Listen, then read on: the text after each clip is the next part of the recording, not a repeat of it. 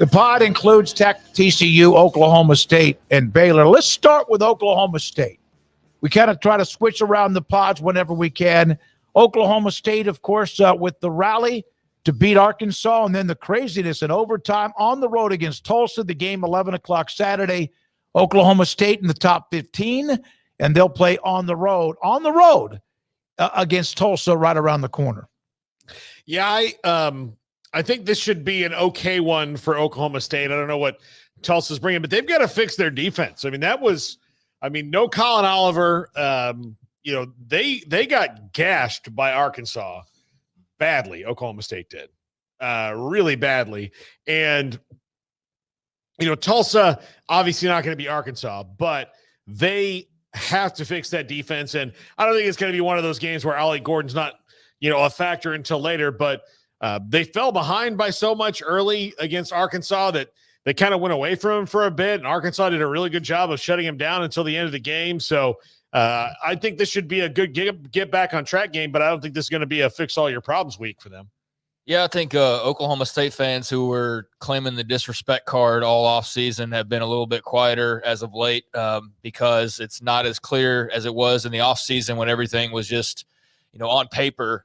That they are the best team in the Big 12. I think it's very much in doubt that they are, but the good news for them is that that's in doubt for pretty much everybody not named Utah with a healthy Cam Rising. And even then, they're not unbeatable. Oklahoma State still got everything in front of them. They won a game they should have lost. And if you really want to be like super homer and say, well, no, like they should have lost that game. Like we can break it down however you want to. They should have lost that game. They're down 14-0. They were down 21-7 at half. And they made a great rally in the second half. And there were some plays like on the part of Arkansas that wasn't really Oklahoma State making the play as much as it was Arkansas not making the play that cost them dearly.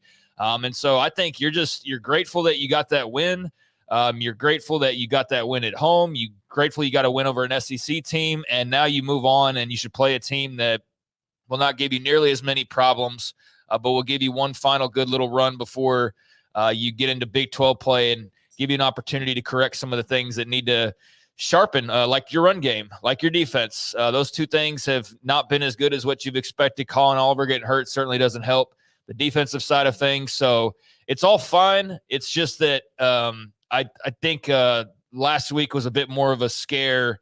And on the other side of it, you're going, okay, we won, but man, we got to fix some things or we're going to lose some games here. We're not going to be able to do this every week. We won't get specific, but Mike Gundy was asked in this week's press conference about they had receivers, Arkansas, running free most of the game. And he was asked about, well, it didn't look really all that bad when I went back and looked at it. And it's our good friend Robert Allen, and Mike Gundy blistered him. No, they were running free. Gundy with truth serum, right? I mean, hey, listen, we're not going to BS in this press conference. Some coaches do, but they got to fix that. They do. They have to fix it, and they will be on the road against Tulsa to try to get to 3-0 on the year. The Big 12 has a bunch of teams at 2-0. Some of them haven't played anybody, but Oklahoma State did play Arkansas. We have discussed, Texas Tech. The loss to Washington State was one-sided. They were bludgeoned on the ground. They were very fortunate against Abilene Christian.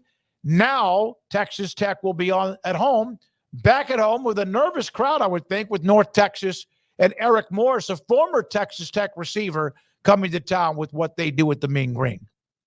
Tech is a 9.5-point favorite in this game, and good for them. But they're facing a 2-0 team in North Texas. Now, look, they've beaten South Alabama and SFA, so it's not like they played on that level. But Chandler Morris so far in Eric Morris's offense, pretty good. I mean, he's been confident. He's been slinging the ball around, and Tech has shown the capacity not to be able to stop people. So, yeah, this should be nerve-wracking. Now, Tech should win this game. Should's a big word. They should have not let Abilene Christian score 51 points. I don't know if they should have or shouldn't have won against Washington State, but they didn't. And then here they're in a situation where they've got another high-flying offense, and I don't know if their defensive issues have been fixed in a week. No, they shouldn't have won that game against Washington State. Exactly. They were nowhere close to winning but that before game. going in, like, no, you know, it's a matter of like what you felt about Washington State going on the road late night. Like that's always going to be dicey if you're not a blue blood type of a team that you're just expected to win every game. So for Tech being like a lot of the Big 12, just kind of right there in the middle, that was always a game that you maybe didn't predict a loss, but you thought like, okay, that could get dicey depending on how good Washington State is. And turns out Washington State's pretty good. And so, yeah, it became a big problem for them. I don't think they were ever much in that game. And that was what was alarming was it's one thing to go out and lose on the road. It's another thing to go out and kind of get beat as one-sided as they did, giving up nearly 200 yards on the ground to the quarterback, John Mateer, and just not looking that great in a lot of phases. It's a bit of a mess. I don't know that it can be cleaned up. I don't think that Micah Hudson's the magic repairman that's going to come in and all of a sudden you give him 10 targets, and because he was a 5-star in high school, he's going to lead you to victory. Clearly something's not quite right there in terms of him being ready or doing the things that he needs to do. I don't know, but I know it's going to become a really annoying thing if they keep playing kind of middle of the road football and he's not playing in every press conference. Joey McGuire's got to answer questions about Micah Hudson. So I'm interested to see if he does get more involved this week, but regardless, they've just got to play better. And this is a game that's in so many, it's a must win. Like it is, it's a must win. You're at home, you're 1-1. And you don't know how many games based on what we've seen you're going to win in Big 12 play. So I think it's very important to be 2-1 after this one for a multitude of reasons, including just the faith of your fan base, because you lose this game and you talk about hot seat. Joey McGuire's fine for the time being. Like, I don't think he's in danger right now, but that's the type of like stuff that adds up to then get you in danger, like a Marcus Freeman, right? It wasn't just a Northern Illinois. It's that Northern Illinois was a symptom, or it was another evidence of a symptom of it not quite going where it needs to go. So I think you've had a couple of examples along the Joey McGuire ride so far of you're like, man, we all believe in him. We support him, but like they got to be better in this area. And this is a game where you lose this one and like a lot of that faith's going to be lost. So yeah, this is an important one that you probably didn't bank on being all that important when the schedule was released. They have 3 games in a row at home: North Texas, Arizona State, Cincinnati. When you could look at that and go, okay, that should be a nice opportunity to get off to a great start. Right now, they just need to worry about this Saturday. Then they're on the road against Arizona and then back home against Baylor. So, and then they, back-to-back road games. So all those teams you listed. You can get very sensitive here if this doesn't go well. I think they'll be fine this week. But with Brooks kind of, who knows? I think North Texas gives them a little tussle early on. We'll see how they can do, whether they can extend that in the second half. Well, the defense isn't very good. So, yeah, North Texas should be able to move the football. And if not, that's great news. But I anticipate that they will be able to do a little bit of damage against that Tech defense. To what extent, obviously, will be a story of that game, as will, is Taj Brooks playing or not? I tried to find an update, and I haven't seen anything unless I'm just not seeing it that has indicated his status for this week. But obviously that's huge. If he plays, they're a totally different team because they lean on him so much, and not having him last week really exposed what they are without him. And I think that game goes differently if he's playing in it. I don't know that they win it, but I do think the game goes a little bit differently. So that's a really important key is whether Taj Brooks is back for them or not. But yeah, they should absolutely win this game. If not, then like I said, that's a big old mark on the Joey McGuire resume that is going to come back to haunt him or be more fuel to the fire that's starting to simmer a little bit because you're not quite meeting expectations in year 3. So yeah, it's an interesting time for the program. They always start poorly. I say poorly. They always start a little bit ragged and then they end quickly.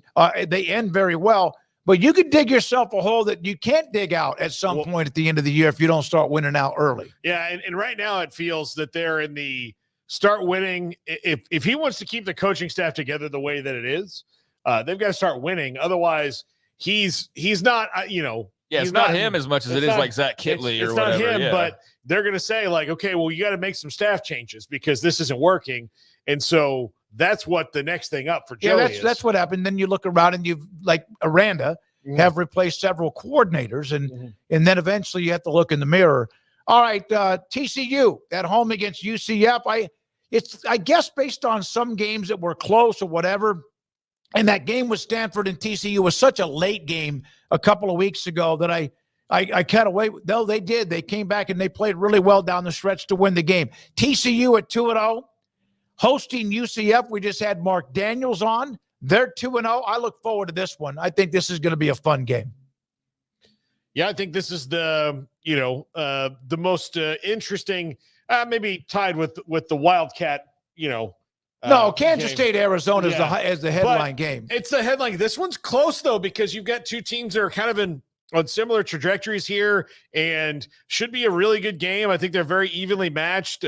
Josh Hoover looks like he's everything that Sonny Dykes said he is going to be. And, then you got KJ Jefferson. Maybe we're going to see more like we just heard from Mark. So, yeah, I think this one's pretty interesting. And I'm looking forward to watching this one. I think night game, first time UCF's played there.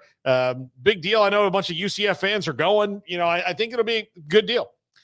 I think TCU is maybe one of the better teams in the league, and we'll figure that out this week. Or whoever wins this game, I think will find themselves moving up a spot or two in the big picture rankings.